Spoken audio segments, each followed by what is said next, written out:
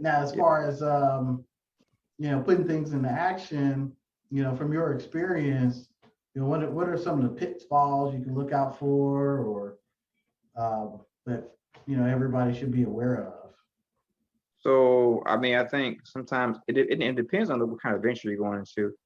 There's a venture, I think, I don't know who said this, but I liken every business idea to a type of language. Like any business venture that I'm getting into, there's going to be terminology and language using that I may not have.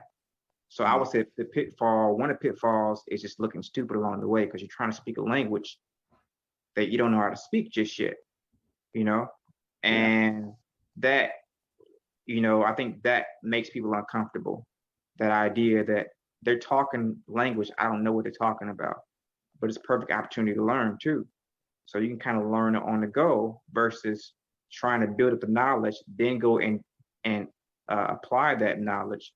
You could kind of be doing a little bit of both. You get your basic things together, you start your business, right? And then you go have the conversations with the people and professionals, and you just take note of what they're saying.